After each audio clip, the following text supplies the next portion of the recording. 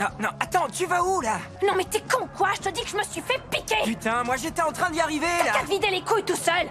Tiffany était une fille impulsive. Si quelqu'un lui offrait du vin, elle était disposée à s'engager avec cette personne. Elle pensait que sa vie serait toujours mauvaise, jusqu'à ce qu'elle rencontre cet homme. Ce jour-là, il s'avança lui-même, pour lui panser la blessure. Au début, Tiffany pensait qu'il était comme les autres hommes, et qu'il voulait simplement obtenir quelque chose d'elle. Mais Ross n'était pas du tout comme ça. Il voulait vraiment la fréquenter sérieusement. C'était la première fois qu'on la traitait sincèrement.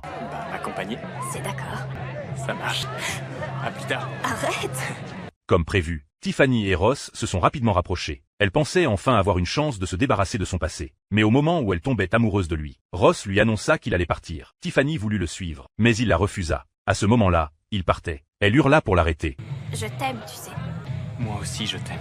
Et je reviendrai bientôt te voir. D'accord? Tiffany savait dans ses profondeurs qu'il ne reviendrait jamais. Brisée, elle retourna seule dans sa chambre, pour se consoler avec de l'alcool. Alors, les hommes qui l'avaient harcelée auparavant arrivèrent pour reprendre leur ancien commerce. Depuis le départ de Ross, Tiffany ne voulait plus reproduire les mêmes erreurs. Elle le refusa directement. Mais les hommes la forcèrent malgré tout. Arrête, je vais pas mouiller!